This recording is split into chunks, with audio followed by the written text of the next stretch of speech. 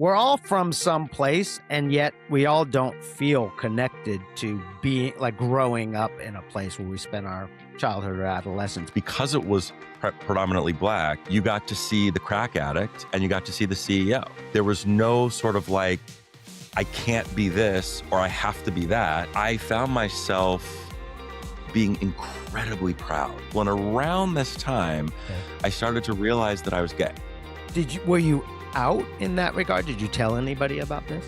No, I told no one. Because now you have this other experience that you don't think anybody else has. I wound up transferring to UC Berkeley. I got on I think it was a Greyhound bus or whatever it was. I did my thing. I could start to be myself, whoever that was. We fall down, but we get up. Welcome back to Hometown Friends, the podcast that explores those foundational friendships from the places we call home. Over the last few years, I've interviewed regular folks about the powerful influence of friendship in their lives and how hometowns, at least in part, contribute to these relationships. I recently asked a group of people at the Human Algorithm Conference how identified they were with their hometowns, and I got some varying responses. Some people don't feel a connection to the places they grew up for many reasons, and some, like my guest today, have complicated relationships with these places and have mixed emotions about the friendships they formed in these locations. What I do feel really convinced about is that hometowns are not just geographical locations. They hold emotional valence and varying degrees of attachment and significance in our lives. Today, my interview is with a man I met at a party, whose life story is one of inspiration and resilience. Professionally, William Rogers has had a long and successful career in leadership. Most recently, he served as the CEO of Goodwill San Francisco Bay, and prior to that, he served as the City of Berkeley's Director of Parks and Rec and the Deputy City Manager. William has spent his career working in the service of the greater good, and as you will hear, his leadership philosophy centers on the value of second chances and acceptance, which of course stems from his life story. In 2022, William was honored with the prestigious Peter Haas Public Service Award, recognizing his contribution to creating stronger and more connected and equitable communities. He serves on multiple board of directors of several nonprofit organizations, including the Kenneth Rainin Foundation, Tipping Point Community, and KQED. In this episode, we cover some really important human experiences, like what it was like to get bullied as a kid, how this affects the development of friendships and relationships in general. We discuss how friendships influence us in practical ways, like what type of clothing we wear to be cool, and how friends make us feel connected, safe, and give us a sense of belonging. William also shares some really vulnerable stories about getting jacked in his neighborhood and how he bravely returned to his hometown recently and transformed his negative memories of that place. We hear him describe an early sexual abuse situation with a doctor in a hospital, and how his fears of prejudice about being gay led him to live a secretive life. William tells us how he survived living on the streets as a 16-year-old, and then how he finally got into college and graduated with honors. Finally, we hear the story of his son, Zach's death, and how he's made sense of this traumatic experience and endured it while living a life of service and gratitude for the relationships and specifically the friendships where he felt accepted and known.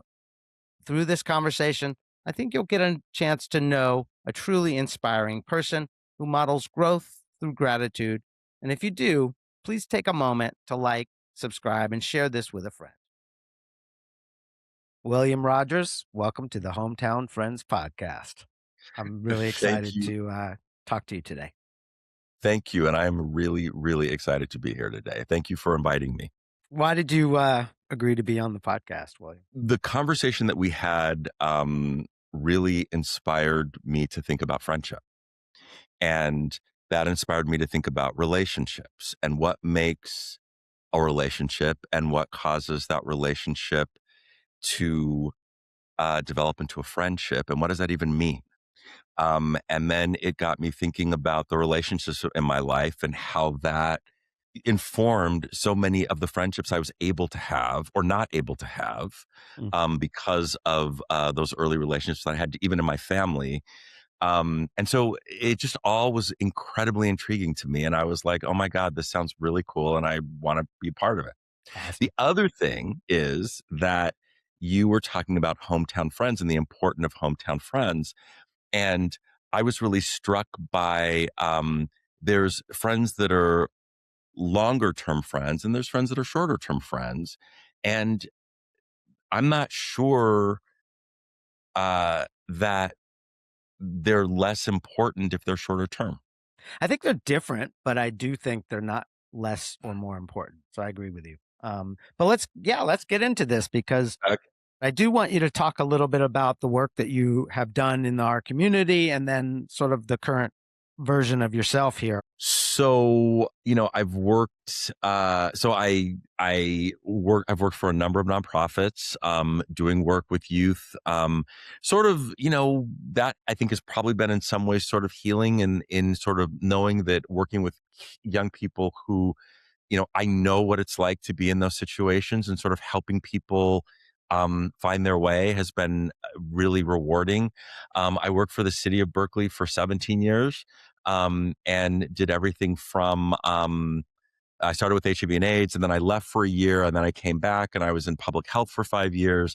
I then ran the division on aging services, so working with older folks, and then was the director of Parks, Rec, and Waterfront. So all the 52 parks in Berkeley and the street trees and the marina and all the recreation programs and the camps outside of Berkeley. And then I was the deputy city manager in Berkeley, and then got recruited to Goodwill and became the CEO there, and so worked at Goodwill for about 10 years as a CEO there. And I'm just starting to resurface and think about what I want to do next. And just really grateful. We're all from some place, and yet we all don't feel connected to being like growing up in a place where we spent our childhood or adolescence. But you did grow up in a place. So I should start by saying that I am biracial. So my father's black, my mother's white.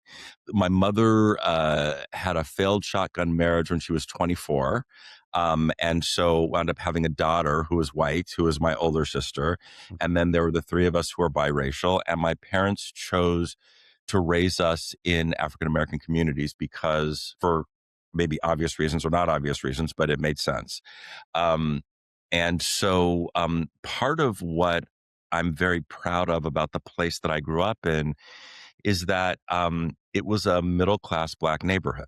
Huh. And so we had folks who were, bank vice presidents and, Mhm. all sorts of different people, right? But it was an all black neighborhood. I think it was 98% black at the time. And it became a black neighborhood because of white flight. And Hmm. so, a couple people bought it, a couple black people bought into the neighborhood, and then everybody scrambled. And that's the way that my parents were able to afford to move in. And where was this again? This is Los Angeles. It's right near South Central Los Angeles, but it's Baldwin Hills View Park. You have the hills where you have sort of middle class folks, and you have then quote unquote working class folks sort of in the flats, and then everything in between. And what I loved about the neighborhood is because it was predominantly black, you got to see the crack addict and you got to see the CEO and everything in Mhm. between. And so there was no sort of like, I can't be this or I have to be that. It was, wow, there's a whole range.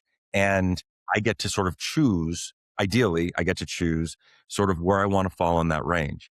And I think that that's not true for a lot of Black folks in this country if you grow up in under certain circumstances, right? Growing up, my older sister was bused, and then we were all bused to schools on the West Side.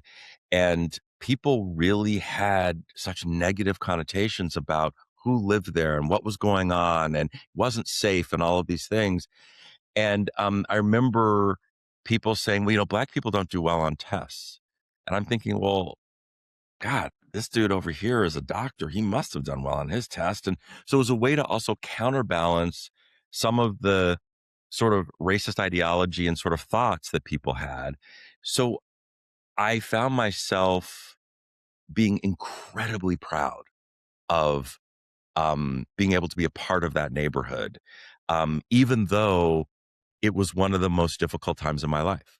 And then you started having friendships because we all start to have friendships. So tell us about some of those people early in your life and why you're loyal to this place and what this place and these people meant to you. You know, I think the loyalty to the place has so much to do with the fact that it was a middle class African American community in which I felt really proud, right? I And love that. so it was a sense of like, of all the bad things that were said about black folks, Mm, right? I could come home and be like, but no, I live around great people and I live around people who are struggling, people who are accomplished, and all of it, right? And yeah. so it gave me a perspective that I am really grateful for.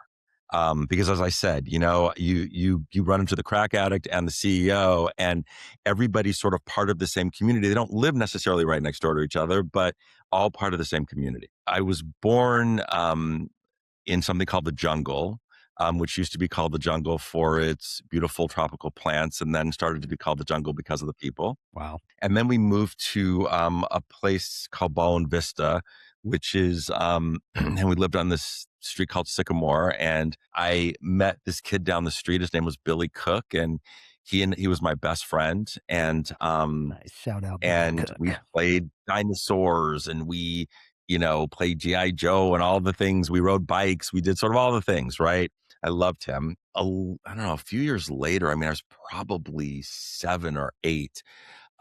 There was this kid who was an older kid named Ferguson, and he appeared to be wanting to start a gang, and I didn't really understand that at the time, but he was showing us guns and bullets. And then one day, a group of people who I thought were my friends surrounded me. My sister sort of went on, and they thought, I think, that I was just going to go hang with my friends, but they actually wound up beating me up. How old were you at this time? 7 or 8. Little kid. And what I realized is that he was trying to sort of groom us all to be in sort of to sort of form sort of a gang. And because I had not decided to go play with them and I'd gone to do this other thing with my sisters, that put me on the outs for that time. And it was going to teach me a lesson about where my loyalty needed to lie. Wow. So, and one of the guys who was a kid named Derek, who uh, I thought was a friend of mine, and he probably but was getting pressure otherwise. I think he also had a difficult life situation. And so that was sort of one of my first forays into trust, right? I thought Derek was my friend. I thought some of these other kids were my friends. And then this is what they did to me. And so now, can I trust the idea of friendship? And so I sort of tried to stay out of things for about a year and a half. And then we wound up moving to View Park, which was a nicer neighborhood. So we moved there, and I was going to an alternative school. At the time, I had gone to Baldwin Hills Elementary for 3 years, but there were some problems there. My sister got um, jacked in the bathroom with a knife, or I think it was a nail file, but it looked like a knife. So my parents were like, "Okay, enough." Sharp enough. Put us into a place called Area E Alternative School, and that was down in East, sort of before downtown, but sort of in a rougher neighborhood down there too. And I loved it there. It was super diverse, and I developed friendships. And um, I remember this girl Coral, who I totally had a crush on. This girl Lauren, who I was completely in love with, and I just developed friendships that were Yes, it just felt good. And even, it was a K through 12. So I had some of the older, like I remember this older guy, Vincent, he said to me, he goes, "William, you can't wear shorts like that.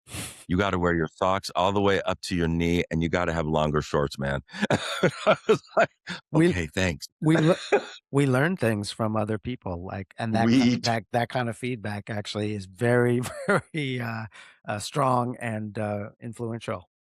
Yeah. You want absolutely, and it was a way of caring, right? It Mm, was like, look, I care about you, and I don't want you to get teased. I don't want you to get whatever. So like, don't do this. right. It was a good time. It felt good. And then we moved to View Park, Okay. and at Area E Alternative School, I was doing sort of drama, and I felt like I go back to that time and I think about like how much of myself I felt like, but it was like this time in which I felt um like I belonged.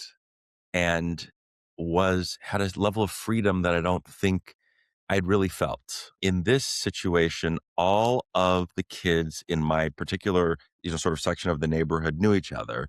They were all really good at sports, Mm. and I wasn't. Aha. And so I became sort of I mean, this is how it felt anyway. I Sure. felt like I became a scapegoat. It's like no matter what I did or what I said, it was stupid. And at the time, my father was going through his own stuff and he was pretty angry all the time. And so I felt like I couldn't say anything right at home either. So it was like at home, I couldn't quite say anything right. Out in the neighborhood, I couldn't quite say anything right. I remember going to my dad, and one day the kids were calling me names, and you know, as I got out of the car to go home, and I went in and I was crying, and I said to my dad, I said, they keep calling me names, and my father, who had a rough childhood Mm. himself, grew up in Houston, and it was no joke. Uh, he looked at me and he said, "You know what? You're spending too much time with those guys with your friends at Area E Alternative School." He goes, "You need to go out with these guys and play and figure it out." So that's what I did. It was pretty freaking miserable. Mm. I'm really glad I was able to fight actually, because there were a couple times when they provoked fights with some of the older kids with some of the kids my age, and I never lost.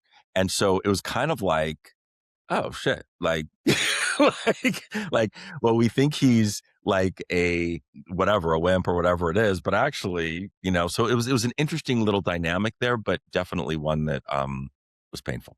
Yeah, well, being bullied is terrible for children. But somehow you learned at your father's encouragement, you went out there and faced the bullies somehow, or tried to become part of the groups you didn't necessarily feel that sense of belonging like you had at Area E, correct? Am I Right. wrong? Yeah, I did not feel a sense of Yeah, belonging, and I actually felt ostracized and alone. And yeah, so and I would get out there and I'd play football and I'd play basketball and da da da da, and I wasn't particularly good at it, and I'd get teased and da da da da, and they did some really mean things, and it was hard. And there was one kid in the neighborhood, Jimmy, who was my friend there, and it was complicated because he was really good at sports, mhm, and so it protected me a little bit, but not a ton.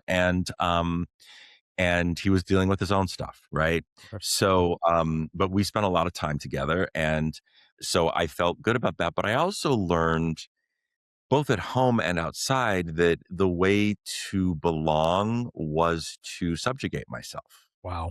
because when you say something, it's ridiculed, and if you do something, it's ridiculed. At some point, you try to shrink yourself, right? Or I tried to shrink myself, right, in order to just sort of be not be seen, so that I could survive it, right? Totally.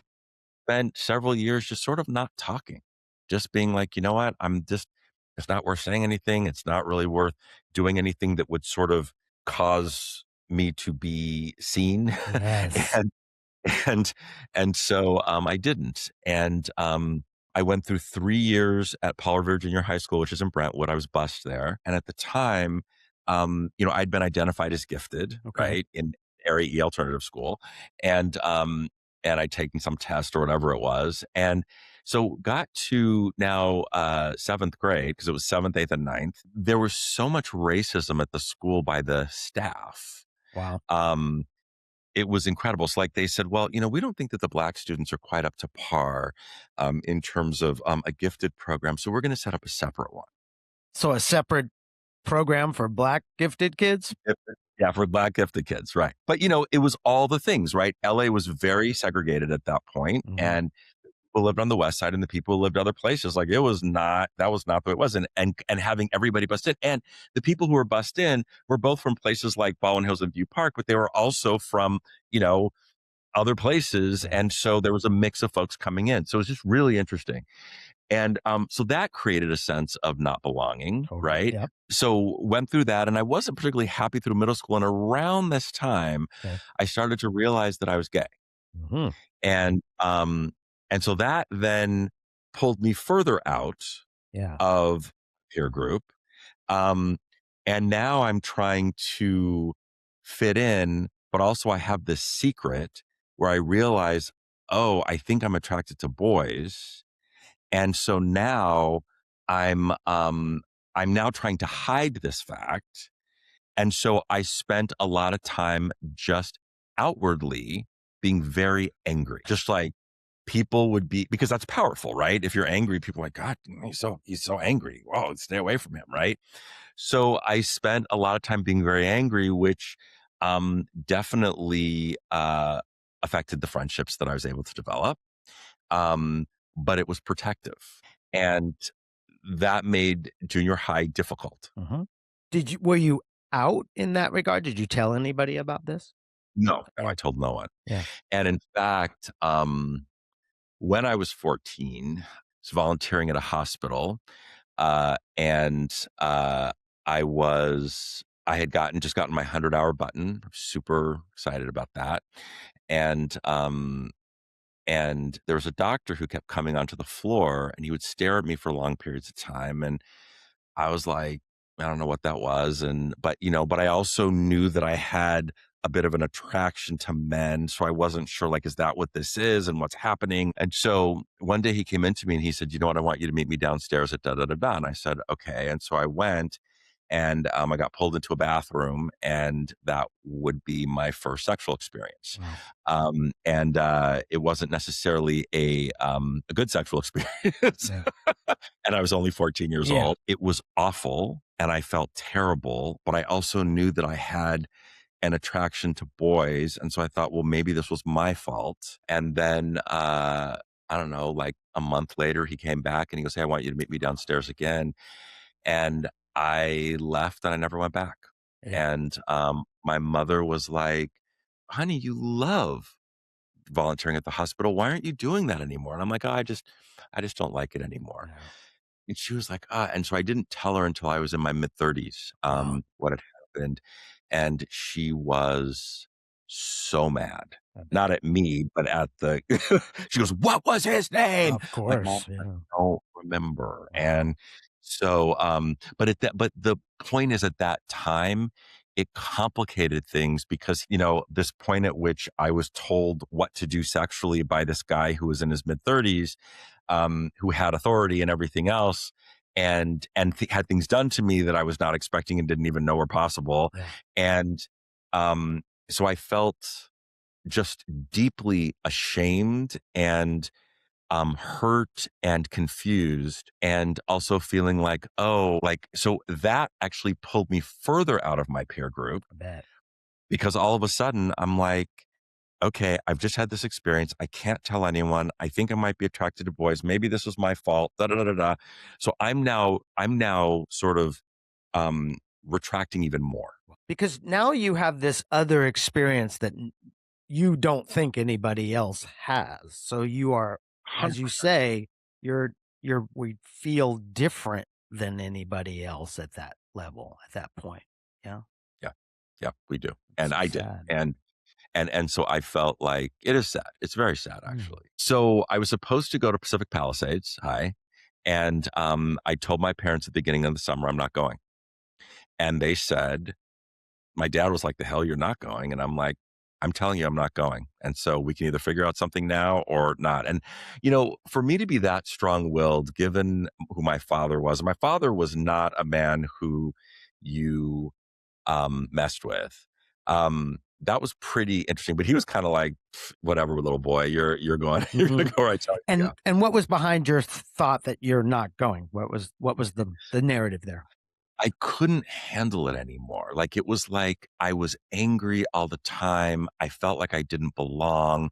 I was pretending. I was pretending at school. I was pretending in the neighborhood. I was pretending everywhere, and hiding this secret. And I just felt like I couldn't go through another 3 years with all of these people and not be able to be myself. So they wound up like scraping and scrimping and getting me to the only school that I could get into at the time, which was a private school, which none of us had ever been to a private school before. My parents, nor any of my siblings, nor any of my these, my cousins or anything like that. And so I went to this private school in Beverly Hills, of all places, that was called New Dimensions. So that was a completely different experience, right? Okay. And so now I'm in a situation that feels more fluid. Like I don't have to be a certain way. I had been pretty damaged at that point, right? And I mean, I had gone through a lot already. In high school, Ron and Joni, and I don't even know that Ron and Joni really know how much they meant to me at that time because I wasn't really able to express it. But their friendship meant a tremendous amount to me. And now I'm going to reach out to them. Even when I felt like I didn't quite belong, um, they invited me places. We went to movies together. We did things together. Ron taught me a tremendous amount about music. Um, and it was a time for me to exhale and sort of take a breath and sort of get my bearings again. Um, and they were pivotal in helping me do that. And they provided you psychological resource. I felt seen and I felt known. And the truth is that I was so guarded Yeah. at that time that I couldn't actually be as good of a friend as I would have liked to have been. I had so much shame and so much pain. And you were still secretive. 100%. Yeah. 100%. Yes. I mean, because I felt like, first of all, I felt like if my father found out, that would be it. Right. And I was really ashamed. Wow. And there was one guy, God, I wish I could remember his last name, this guy, Eric at school, who I would love to look up at some point. He was gay. And I asked him one day, I said, "Are you gay?" And he sort of gave me a very, he had clearly been asked that before and sort of gave me a very guarded and sort of pushed it back onto me.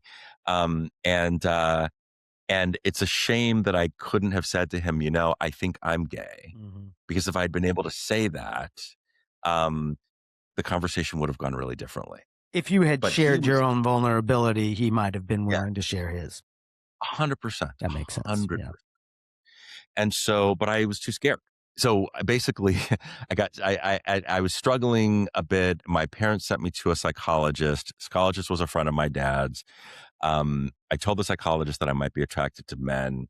He told my father, and so they came up with a plan to figure out how to help me not be gay, which included sending me to a sex surrogate. I decided to leave home at 16. How did you survive at 16? So I slept in parks during the day because I was afraid if I slept at night, Mm-hmm. then I would be killed. I had taken my savings with me, which was, I don't know, a few $100.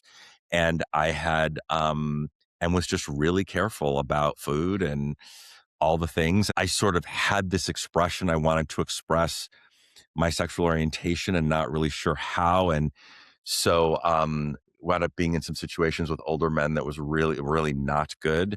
I had some really awful things happen to me during that time. And so I spent the next 4 years really struggling with, I got jobs and then, all the things, right? But it was like really just struggling emotionally and financially and, um, in sort of all the ways. But I also knew that I wanted to go to college. There was always this North Star of education. It was a North Star. I started a community college 4 times and dropped out 4 times. And then finally, when I think I was 20 and a half, I started Santa Monica College for the 5th time. It clicked. And I got 3 A's and a B my first semester. I met some great friends at Santa Monica College, my friend Kristen, my friend Joy. And then I started a club called the UC Club for people who wanted to transfer to UC campuses. I got pushed to run for student body president and won. And we had a slate of people. And those people became really good friends of mine. Wow. And So we were in student government together my second year, the next year at Santa Monica College, and I wound up transferring to UC Berkeley. I decided I was going to move up to Berkeley, and so I did. I got on I think it was a Greyhound bus or whatever it was. I did my thing, and my sister was able to help me figure out how to get into a co-op over the summer. Berkeley for me at that time was this amazing place of acceptance, so different than Los Angeles was. So the script so undefined that I could start to be myself, whoever that was, right?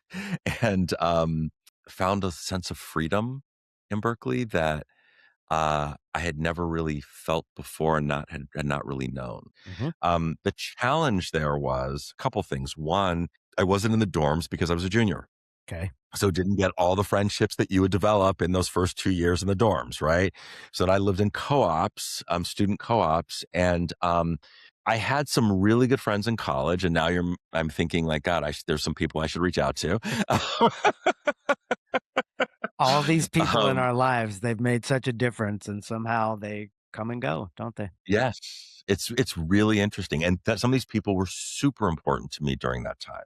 So wound up graduating from Berkeley with honors, and somewhere around the time I became student body president, I think my father was kind of like, "Damn, this boy is actually going to make something of himself."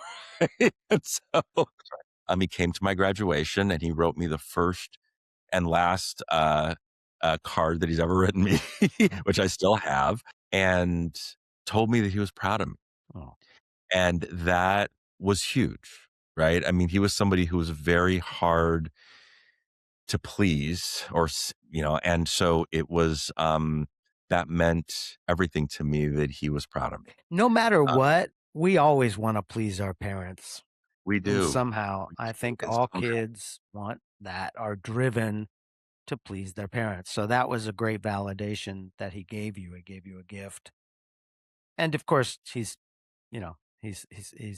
imperfect himself, and yet it still meant a lot to you to have that validation from your pops, from your dad. 100%, Yeah, it's 100. And I knew he loved me, but he just had a tough time. His background was crazy, and so I understand, as I got older, I really understood why it was so hard for him. Honestly, Chandler, so much of my life has been um, putting my head down and pushing through. mm. And I was going to go to law school, and then my uncle died of AIDS. Oh wow. And I was like, I want to do something to stem the tide of the epidemic.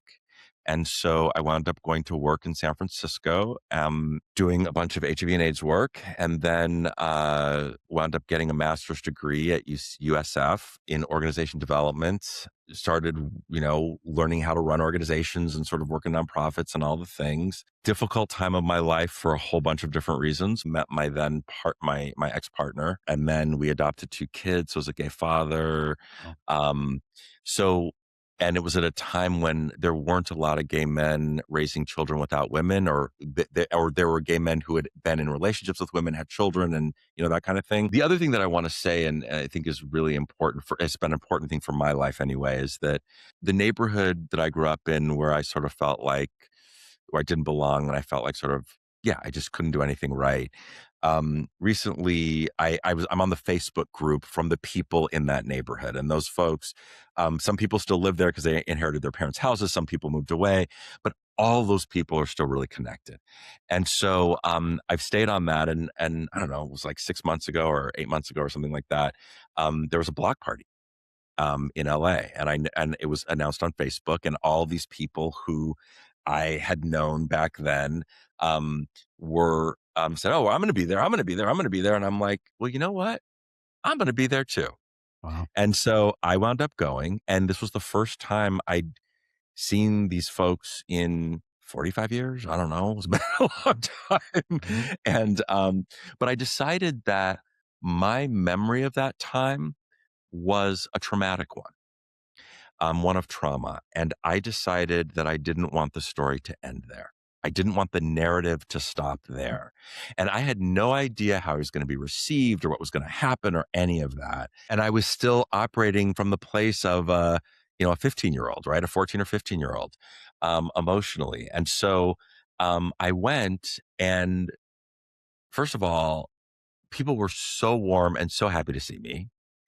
And one of the guys, Tony, who he was really mean to people growing up, Mhm. but he was also going through all of his own stuff, right? But I saw him there, and we were talking, and it turns out he's gay and has a partner, Wow. and I'm like, and I just started laughing, and I was like, dude.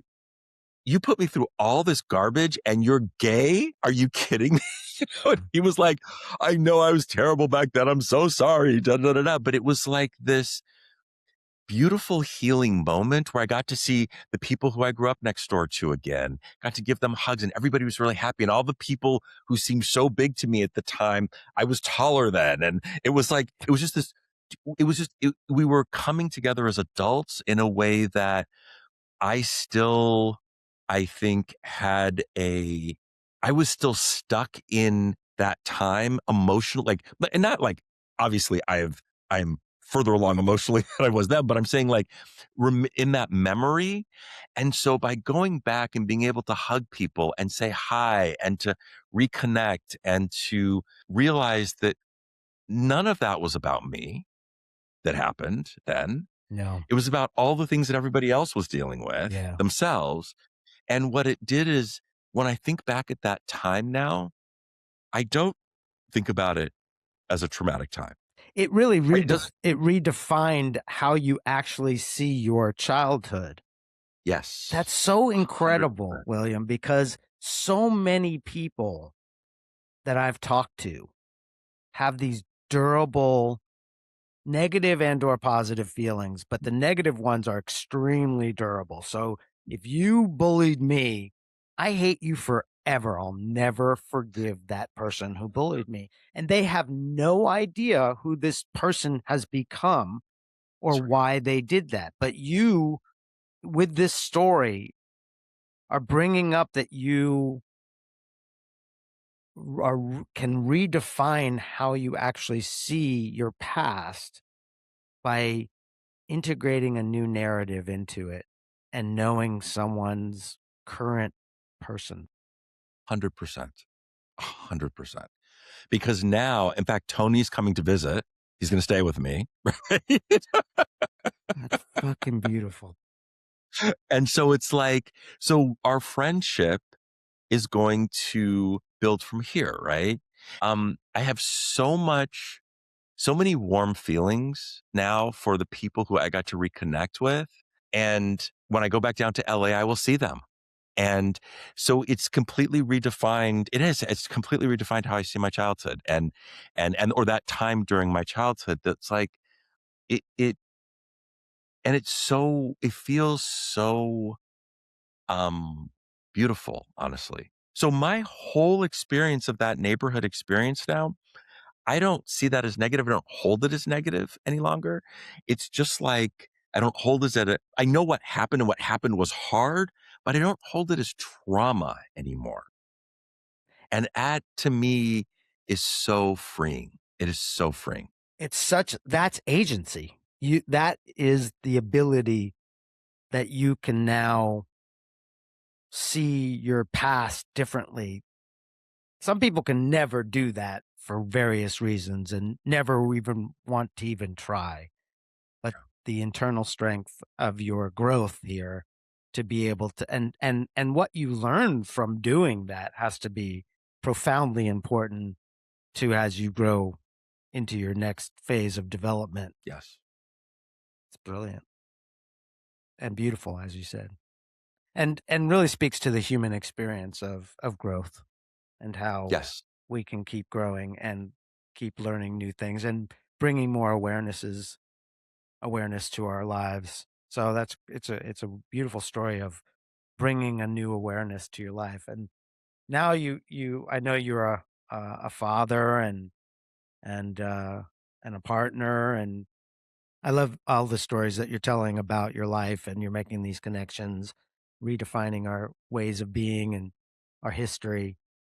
And then, you have this story of creating homes wherever you are and struggling and persevering and having so much trauma Yeah. by so many at the hands of other people that were more powerful than you. And every time, William, you come through learning something, it seems. Yeah. I have. I mean, one of the, my divorce was traumatic because of the things that my ex had done, and I felt very betrayed. Um, I've had some struggles with my kids, but I mean, I think the biggest thing was my son Zach's death. And he was celebrating getting a job with somebody and with a friend of his, and the friend brought Percocet, and the Percocet was laced with fentanyl, and they both died. Oh my God. And the worst thing I can ever imagine, and it actually happened, was getting a call from the coroner's office telling me that my son had died. And I think, he was 24 and, had his struggles, but was also one of the most beautiful human beings I've ever known. Same with my younger son as well, just a beautiful human. And, but Zach had his struggles, and I did absolutely everything I knew how to do to keep him safe as Yeah. a parent. Sometimes you can do everything you know how to do, and it's not enough. Sometimes you can do everything right, and it doesn't go the way that you want it to. And, after Zach's death, I was devastated. If it had to happen, which it did, it happened, right? So therefore it is. Yeah. There are so many things that I miss, and there are so many things that I'm grateful for. Things that I had with Zach that um, a lot of people never have with their children. Right. And so for that, I am grateful. And while he left too soon. Not what I wanted. There's so much in the future that I would have wanted to see what happened for him. Um, and I am so grateful for the integrity and honesty of our relationship, for the closeness, for his sense of humor. He was hilarious. Sorry, I have to tell one more story. Please. So every year we would go to, there's like a year per 5 years, and every year we would go to the Hollywood Bowl in LA because he was in LA. Even when he wasn't, we would go to Hollywood Bowl in LA, and it didn't matter who was playing, we would go see it, right? Because his birthday was 4th of July. Oh. So we would go on the 4th of July to the Hollywood Bowl, and they'd have all these, fireworks, and we didn't matter who was playing. So one year it was Cool in the Gang. Nice. And and so we're like, he's like, hey, so he was like rocking out, right? And then this next year it was like, I think Steve Martin and Martin Short. And I'm like, oh honey, I'm sorry. And he was like, he goes, Dad, I don't care. Like, we're together. That's all that matters. Oh. And so one year we were going to be late. And so we drove up, and I'm like frustrated, and we're late, and all there's not that many parking structures there, and all the parking structures are full, and I'm frustrated. And so we're driving back down the hill, and I'm like, I don't know what we're going to do. We're going to be late. And Zach is like, and Zach could be really calm in those moments. And he goes, we're driving past about to drive past a gas station. And he goes, Dad, pull in here. And I'm like, why? I don't need gas. And he goes, just pull in here. And I'm like, okay. So I pull in, and he goes, give me $40. And now I'm amused, right? So I'm like, you want $40? He goes, yeah, give me $40. I'm like, okay. So I'm amused, and I hand him the $40. So he hops out of the car, he goes in, and he comes back out. He goes, that's our parking place right there. We're parking right there. That's a And great. I'm like, what? He goes, I gave this guy $20, and he's going to let us park there. He doesn't care. He just works there. And so I was like, wow. And I said, well, I gave you $40. He goes, yeah, $20 is my brokerage fee.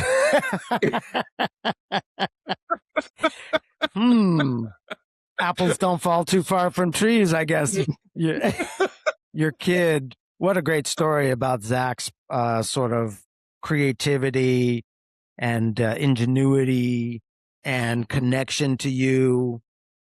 It's a wonderful moment of we're just together. We're going to see something we don't really care about. Beautiful Hollywood Bowl, 4th of Yeah, July, and summer night, and totally. and And finds a and finds a parking place for you. and we got there on time. And the thing that he always loved when he was a little kid, on the 4th of July, he would love the fireworks, and I would always say, "Yeah, the whole world is celebrating your birthday." And he was It's like, just "They're beautiful. all for me?" I'm like, "Yeah, baby, they're all for you." That's Right? gorgeous. And so the thing about that for me is that some of what Zach taught me is that is about creativity, right? And that to me, that gas station was just a gas station. It was a place to get gas. And for him, it was anything we needed it to be at that moment. May we all be seeing things as creative spaces and interpreting them the way we need to interpret them and make them open to us in ways and learn from other people. And I think this is what so much of this podcast is about and centers is, it's not just learning from our friends, but you're sort of saying, we're learning from our children and your opportunity to grow from your relationship with Zach. And no one can ever take those memories away, although his body is no longer here. Mhm. His memory stays with you and his relationship with you is intact here through these stories. 100%. And so many my ability to be the kind of father I could be for him had to do with some of the friendships that I had, some of the friendships that I lost. I mean, it's all connected Yeah. because it's really about relationships, right?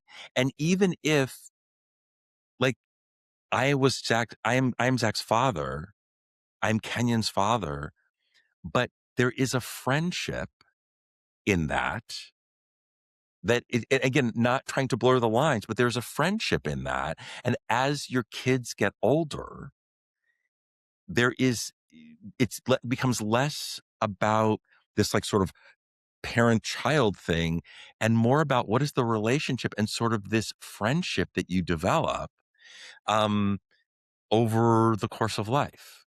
And you're always going to be their parent, they're always going to be your kid, but it's like so it's friendships I think just come in so many different forms, Absolutely. and they teach us, and they're the friends who are there only for a short time, and they teach us something really important. Friendships with our children, although often parents I hear say, I'm not your friend. But I love that you say, because I resonate with this, relationships is what we're talking about here. And there are ingredients to positive relationships that are universal throughout.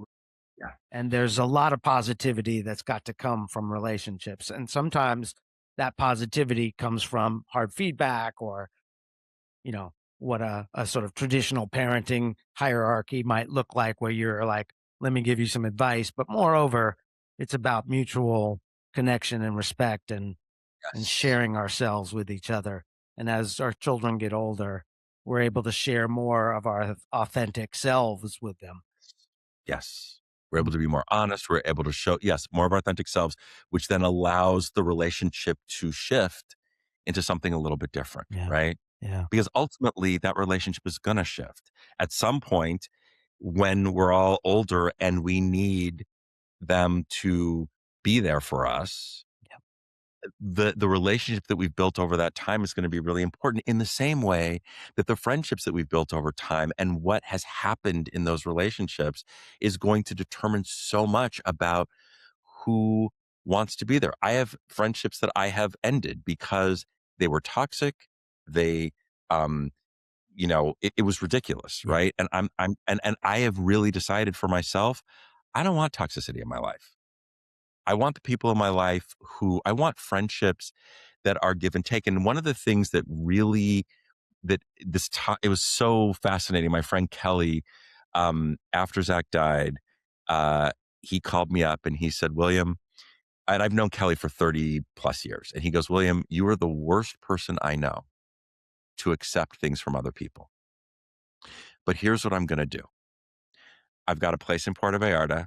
Here are the dates that I want you to go. I've bought your plane ticket. I have a massage waiting for you, and I have $150 in pesos. All you have to do is say yes. And I was like, Kelly, that's a lot. I don't know, blah, blah, blah, blah. And he goes, just think about it. He goes, all you have to do is say yes. So I thought about it for a few days and agonized about it. And finally I called him back and I said, okay, Kelly, about your offer, I'm gonna say yes. And he goes, damn. And I'm like, what? He goes, I bet my son Jesse $20 you were gonna say no. Because he had the idea that you were bad at taking people's He's right. compassion. And He's right. Yeah. He's Because right. And so where's that come from? Because you had to do it yourself, kind of thing? yes, because I was like, I can only rely on myself. So while I am more inclined to give and feel better about the giving part of it, I am now, and sometimes it's hard when I'm like, yes, thank you. You know, it's hard for me to do, but I do it. Well, to your point, giving people an opportunity to give to you is a gift. And actually, we don't always realize that. Yeah, and of course, we don't realize that. But actually, giving people an opportunity to give to us, to accept their generosity, is a gift to them, because the path to well-being is to give to others. Yes. It's so antithetical to the ways sometimes we develop our understanding of what it is to be a good person. Yes. And yet Yes. it's essential, that that reciprocity in relationship. That reciprocity is so important. And when you do that with friends, you're giving and you won't receive. You're not allowing them to be fully in relationship with you, and that doesn't work. That's right. I wrote a piece on my Substack pretty recently about AI friendships, because Mhm. there's a lot of push for it. And actually, I think I've seen some statistics where people are really using AI to be supportive, and they're sycophantic. You know, they support you, and people are becoming friends. And I wrote this piece. It was called "AI is not your friend," and this chatbot is not your friend. And my thesis was, it's not your friend because it doesn't need you. You might need it, but it doesn't need you. So you can't, it takes away the opportunity to have reciprocity in the relationship. You can't give to it. It doesn't need you. So, and the path to well-being is to give. So you can take, but it doesn't need you to give. And we It's more lose like that. we do lose that. And it's more like an assistant, right? We're like, I need this, I need that, or I'm feeling bad about myself. Tell me something nice about, whatever it is, right?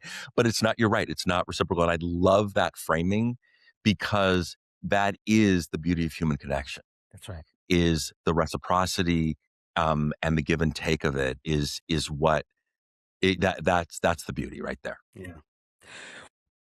Well, I really appreciate the opportunity to get to know you and hear these stories today, William. Thank you for sharing all of that. Thank you for sharing such an inspirational story of a life of hardship, of pain and suffering, of resilience, of learning and growth, and then opportunities for gratitude and focus on relationship.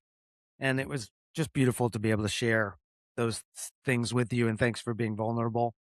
And I feel like our friendship has just begun.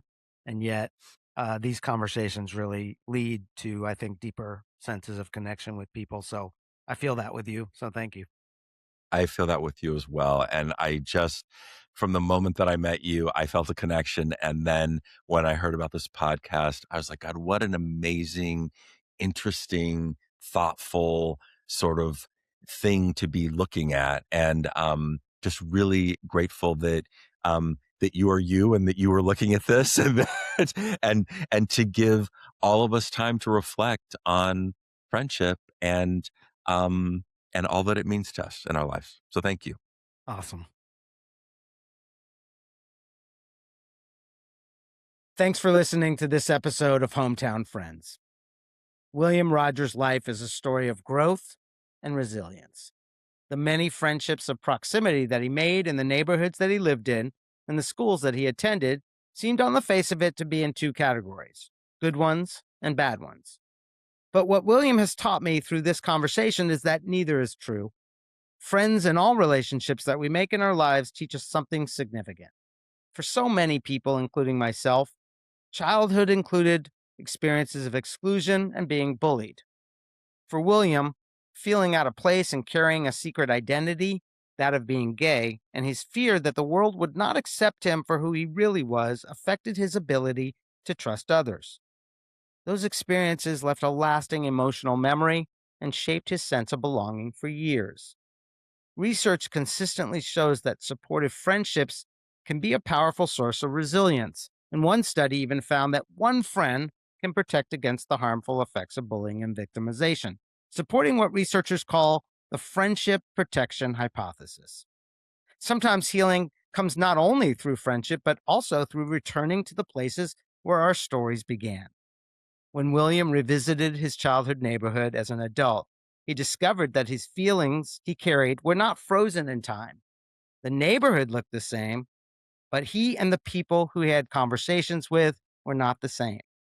And even one of his bullies became a friend, which contributed to his feeling of a profound sense of rootedness.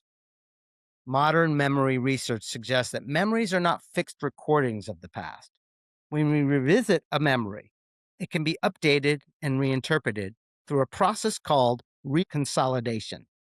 New experiences, new perspectives, and new emotional understandings can change the way we experience old memories. I love this because although the facts of the past may not change, the meaning and the experience of the past can. For William, what once felt like a neighborhood defined by rejection became a place of warmth, love, and pride. Where there was once a story of isolation and loneliness has become a story of resilience and friendship. Perhaps this is one of the great gifts of growing older.